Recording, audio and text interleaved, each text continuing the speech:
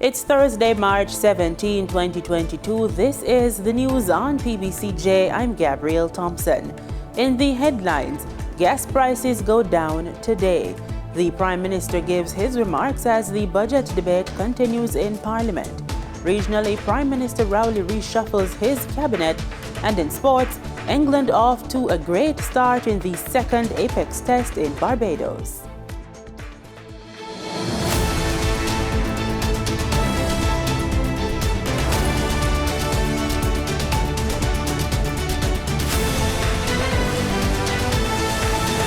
Prime Minister Andrew Holness will today give his thoughts on the budget presented by Finance Minister Dr. Nigel Clark. Mr. Holness is expected to reply to the concerns of the opposition People's National Party. It is also expected the Prime Minister will speak on the current Disaster Risk Management Act DRMA restrictions, which were in place to manage the outbreak of the coronavirus. Live coverage will be on PBC Jamaica from 2 p.m. and on all our social media pages. Jamaicans will see a reduction in gas prices today, Thursday, March 17. E1087 gasoline will now be sold for $183.92 per litre. 90-octane gasoline is to be sold for $188.92. This is a reduction of $3.01. Automotive diesel oil will move down by $3.02 per litre to sell for $187.95. Ultra-low sulfur diesel has seen a price drop of $3.04 to sell for $192.44. State-owned oil refinery Petrojam says the movement downwards is due to a suppressed demand from China's lockdown of several cities due to a rise in COVID-19 cases. It also noted that prices fell following progress in peace talks between Russia and Ukraine and the resumption of Iranian nuclear deal talks, raising hopes that Iranian oil would be returning to the oil market. We have more on gas prices in the business report. One of 18 Jamaican students known to be studying in Russia has already left the country, while others are planning to leave. This from the Ministry of Foreign Affairs and Foreign Trade. Speaking during a JIS think tank on Wednesday, Director of the Consular Department, Ariel Bowen, said that the ministry was able to secure assistance for the student following a special request. Others, we remain in touch with them. And as Mr. Hall said, we have offered that level of support to them and offered ourselves in terms of any help that they perceive that they may need from us. And we have been providing guidance on routes for travel, visa, non-visa required countries that they can use as they decide if they want to leave Russia. As airspace, becomes closed in some areas and so on. The ministry has evacuated more than 25 Jamaicans from Ukraine following Russia's military invasion of that country on February 24.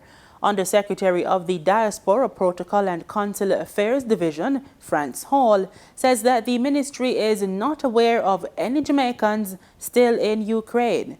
He also gave an update on Jamaicans in Russia. The Jamaicans who are known to the ministry through our embassy in Berlin, which has a responsibility for Ukraine. All Jamaicans are out and thankfully safe. In terms of Russia, we are aware of a number of persons there, some living there permanently, some there as students, and we have embarked upon dialogue with those students to ensure that they are doing well, to ensure that whatever particular needs they may have, that they share those with us so that we can provide assistance. I think it's important in the initial stages of any heightened situation for channels of communication to be open. I can say that we have opened those channels of communication and we are prepared to assist in line with our responsibilities and to the extent of our resources, persons who may need such assistance. $20 million has been earmarked for a study to prove the effects of pesticide use in agriculture on the environment. This is being spearheaded by the Ministry of Health and Wellness through its Pesticides Control Authority, which will oversee the pilot phase of the study. The study will be conducted by the University of the West Indies over a 2-year period. During its launch on Tuesday, Health Minister Dr. Christopher Tufton said the study was part of the country's efforts to safeguard food security while protecting public health and the environment. The examination that we're going to be embarking on is going to help us significantly to adjust, to get that information, and then critically to use that information to inform policy. Policy that will drive how we deal with our agricultural systems involving the health interests, both of the farmers and the farm families, but also of the consumers. While underscoring the importance of pesticides to agricultural productivity levels, doctors often say that misused pesticides can have a deleterious effect on public health and safety. Data from the ministry's National Surveillance Unit shows there were 18 confirmed cases of accidental poisoning from pesticide use, amounting to approximately 9.8% of all confirmed accidental poisoning in 2021. Meanwhile, in 2020, there were 17 cases of accidental poisoning due to pesticide use, accounting for 16.3% of all confirmed accidental poisoning that year. Other stakeholders participating in the project are the Rural Agricultural Development Authority, RADA, and the Jamaica Agrochemicals Association. The Pan American Health Organization, PAHO, is reporting declines in COVID-19 infections and deaths among a significant number of member countries. Word of this from PAHO's Assistant Director, Dr. Jarbas Barbosa. He says the overall weekly infection count totaled 901,000 last week, representing a 19% decline compared to the outturn for the previous week. Dr. Barbosa shared the recent statistics during PAHO's weekly COVID-19 digital media briefing on March 16. All parties of the region reported declines in deaths, ranging from a 6.9% drop in the Caribbean to a 27.9% decrease in Central America. COVID-19 infections and deaths are declining in most of our region, but there are still too many cases and deaths being reported every day, a clear indication that the transmission is not yet under control. Since the virus arrived in the Americas 2 years ago, 149 million cases of COVID-19 have been reported and 2.6 million people have died. The PAHO Assistant Director said that while regional countries are largely reporting declines, cases are again rising in other parts of the world. He indicated that cases have increased by 28.9% in the Western Pacific region, by 12.3% among African nations, and by almost 2% in European countries. This virus puts us all at risk, especially the unvaccinated.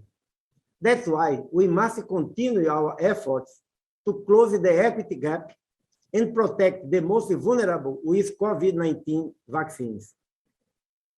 Over the course of the pandemic, vaccines have been prioritized by presidents, ministers of finance, and other decision makers, and they've been embraced by the public.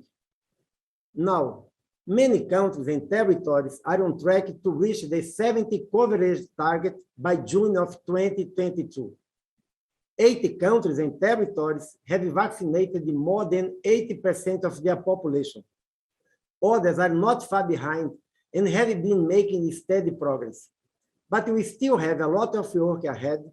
Jamaica is the second lowest Caribbean country with its vaccination drive, achieving only 22% to date. The Urban Development Corporation, UDC, will focus on the monetization of its land assets through divestments, as well as the continuation of its project management functions. This was outlined in the 2022-23 Public Bodies Estimates of Revenue and Expenditure, tabled recently in the House of Representatives. The UDC plans to finalize the Houses of Parliament contractual arrangements, mobilize the selected contractor, and commence the groundwork during the budget year. Capital works are also underway for the Antigua Bay Waterfront Groins Rehabilitation Project, which commenced in June 2021 and is expected to be completed during the upcoming budget year. According to the document, this will aid in the restoration of the shoreline and preserve the coastal infrastructure. The corporation is also advanced with the preparation of a master plan, which is expected to guide the redevelopment of Port Royal, the Palisados, and surrounding environs. The Urban Development Corporation was established by the Urban Development Act of 1968. The main activity of the corporation is to undertake urban and rural renewal, as well as orderly development in specific areas designated by the government of Jamaica, with the goal of stimulating economic growth and making development happen. Time now for the latest market updates in the Business Report with Danita Rodney.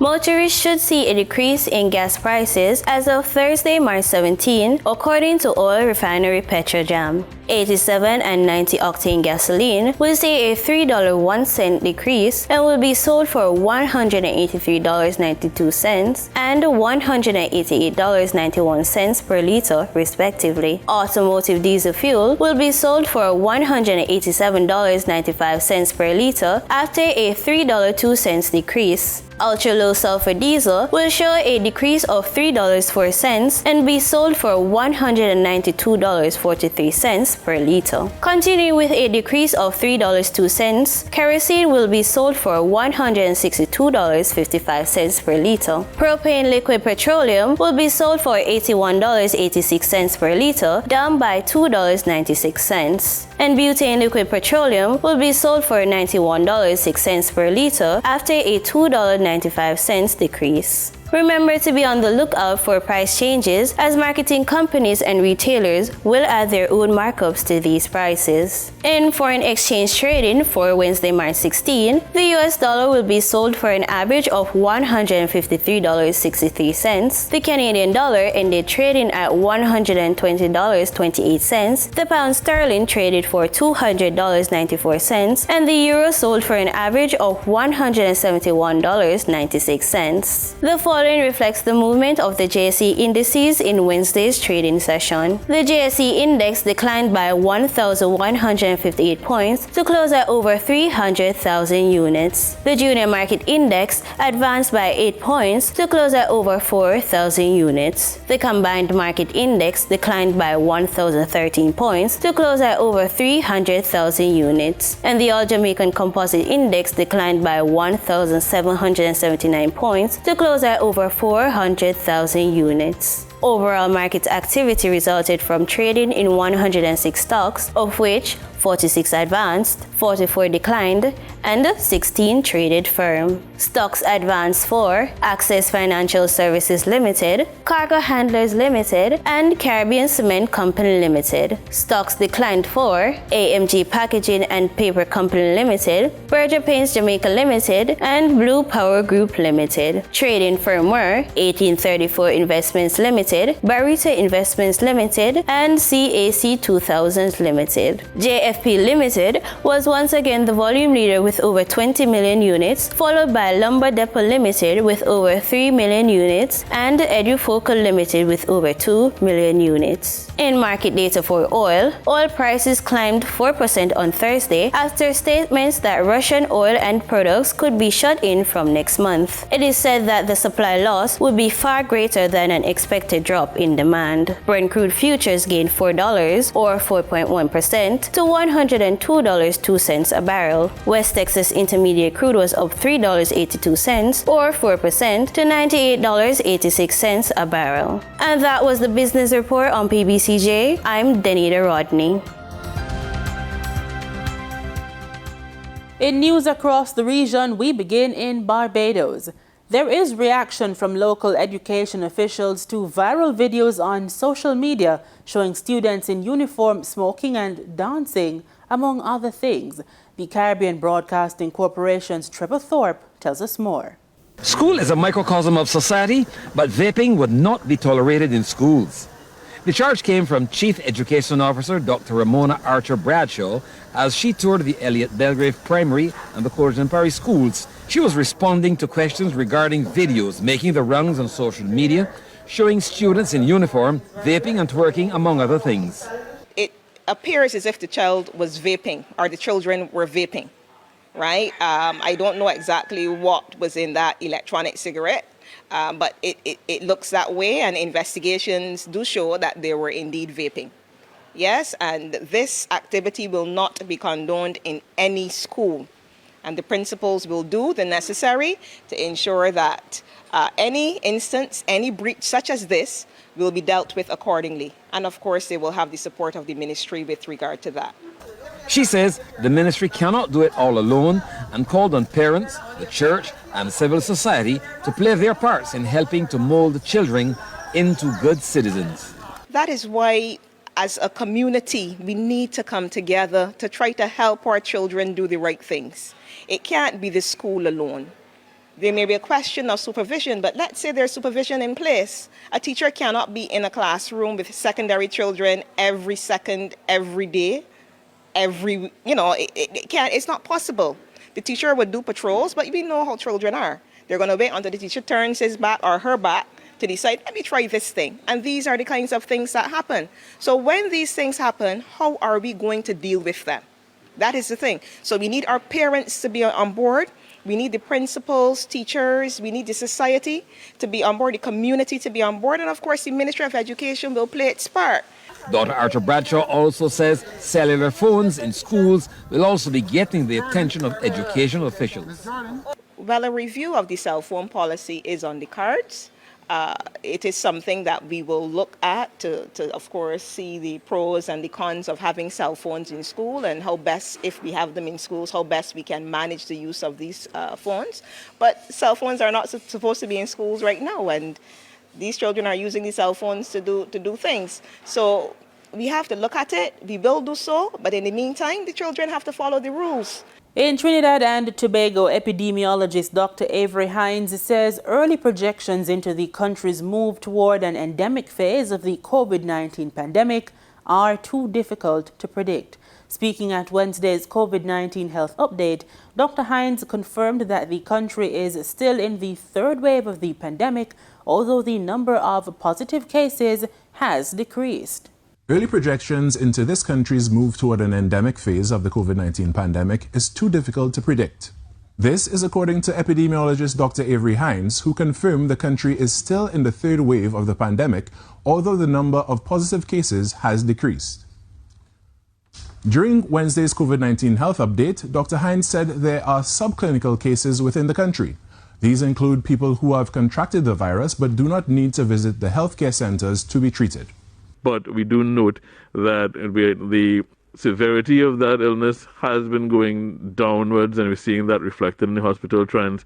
And while we would be happy if this continued, it's difficult to project for the simple reason that we know that there's always the possibility of another variant on the horizon.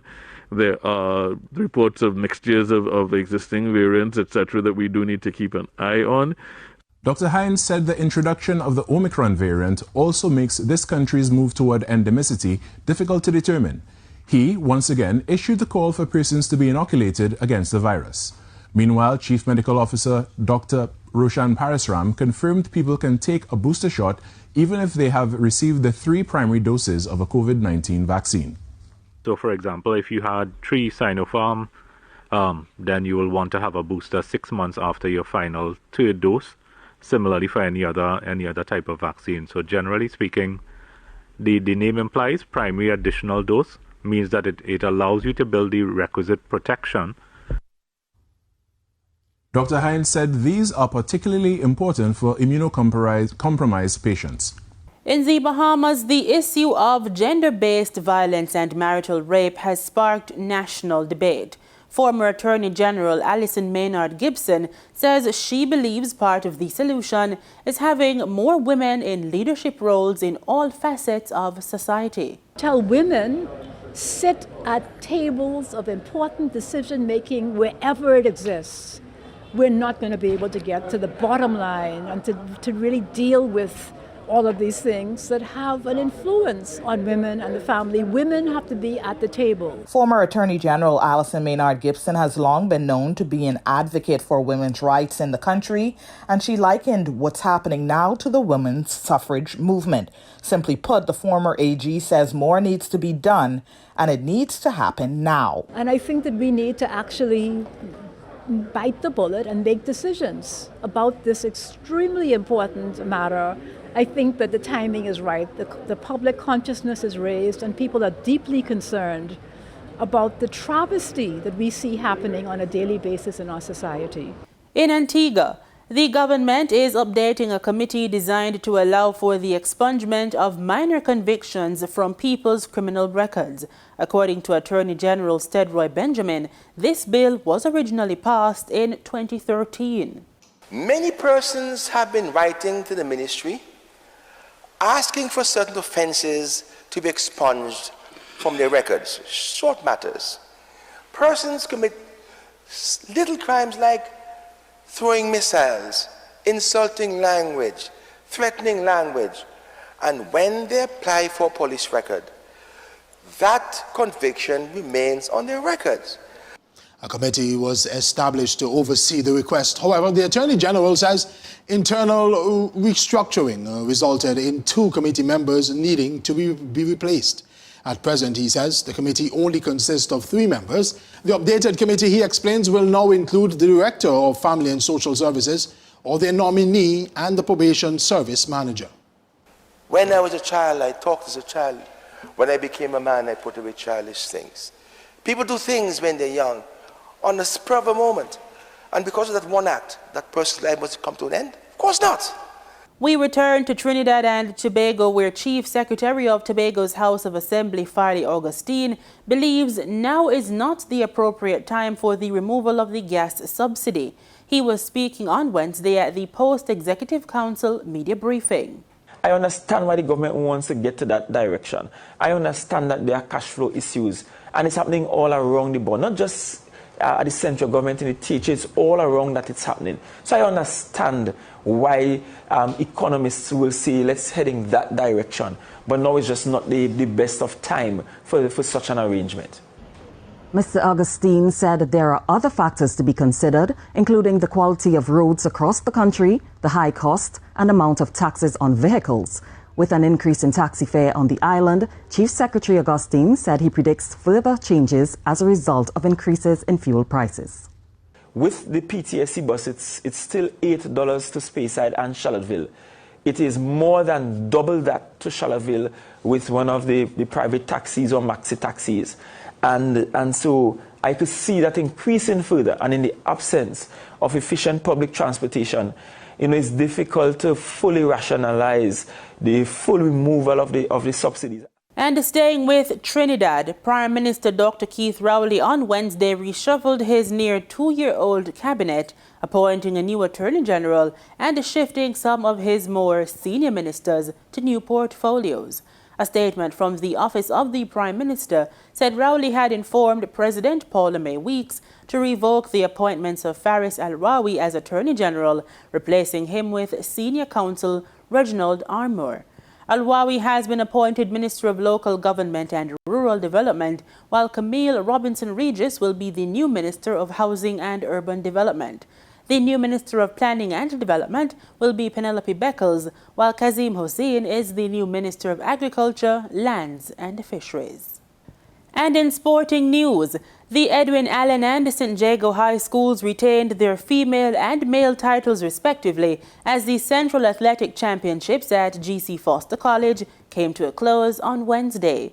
Edwin Allen retained their female crown with 375.2 points. Heidel took second with 305.6, followed by St. Jago 197.5, Homewood 220 points, and St. Catherine 197.5, rounding out the top 5. St. Jago held on to the male title with another dominant performance, scoring 404.5 points. Edwin Allen a distant second with 175. Clarendon College third with 120 points. St. Catherine with 98 and Manchester 83 points ended 4th and 5th respectively. Four-time Olympic Trinidadian sprint medalist Ato Bolden says his charge, Brianna Williams, is ready for her run at the World Indoor Championships. Williams, an Olympic relay gold medalist, is on her way to World Indoor Championships in the Serbian capital of Belgrade to run in an individual championship event as a senior for the first time. With a personal record of 7.09 seconds set last month, the 19-year-old is Jamaica's fastest entrant in the 60 meters, an event where Merlene Ottey, Veronica Campbell-Brown and Shelley and Fraser Price have triumphed in the past. England made full use of a lifeless Kensington Oval pitch to reach 244 for 3 at stumps on day 1 of the second Apex test against the West Indies. Captain Joe Root led by example after winning the toss and opting bat as he finished unbeaten on 119, his 25 test ton. Root and Dan Lawrence shared in a 164-run third-wicket partnership before Lawrence was dismissed just before the close for a well-played 91 that included 13 fours and 1 6. Bowling for the Windies, Jaden Seals, Veerasamy Permaul and Jason Holder claimed a wicket apiece. And with that, we call an end to today's newscast. On behalf of our entire news production team, thanks for watching the news and for making it PBCJ, the People's Station.